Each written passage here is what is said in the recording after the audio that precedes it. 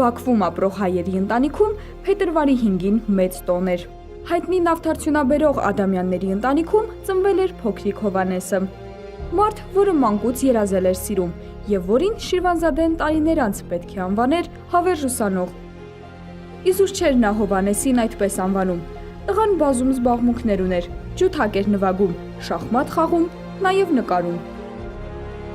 Ադամյանները տանը մեծ գրադարան ունեին, եւ Հովհաննեսն օրերով այնտեղից դուրս չէր գալիս։ Երևի գիտեր, որ մի օր իր ստացած գիտելիքը մեծ դռներ է բացելու իր առջև։ Հենց այդ ակնկալիքով էլ նա սովորեց Մյունխենի, Ցյուրիխի եւ Բեռլինի համալսարաններում, ապա Սորբոնի համալսարանում մասնակցեց դասախոսությունների։ Դասախոսների ճանաչած ամենաընդունակ ուսանողներից էր, 6 տարեկանից հայերեն էր խոսում, իսկ արդեն համալսարանական տարիներին տիրապետում էր եվրոպական մի քանի լեզուների։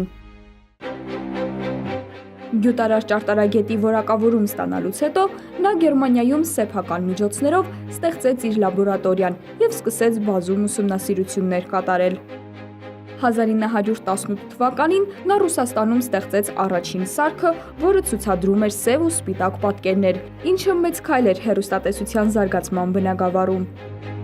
Իսկ 1925 թվականին Երևանի համալսարանում ստեղծված հատուկ լաբորատորիայում Ադամյանը պատրաստեց եւ գործածության մեջ դրեց հեռատես եռագույն պատկերման սարքը։ Նման համակարգ արտասահմանում ներկայացվեց միայն 1928 թվականին Բրիտանիայում Ջոն Բեյրդի կողմից։ Այդպիսով ժամանակի ընթացքում աշխարհը Ադամյանին սկսեց ճանաչել որպես գունավոր հեռուստացույցի հեղինակ։ ԱՄՆ-ի Կոլումբիա ընկերությունը Նյու Յորքում կատարեց փորձնական առաջին ցուցադրումը, որից հետո բոլոր հեռուստա եւ ռադիո ընկերությունները սկսեցին ներկայացնել գունավոր պատկերով առաջին կինոնկարները։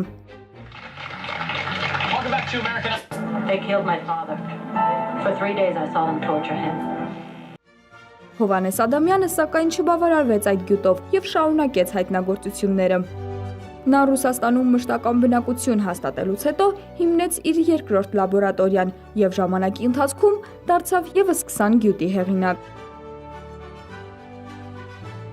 Նա համագործակցում էր մի շարք երկրների բարձրագույն ուսումնական հաստատությունների եւ նշանավոր գիտնականների հետ։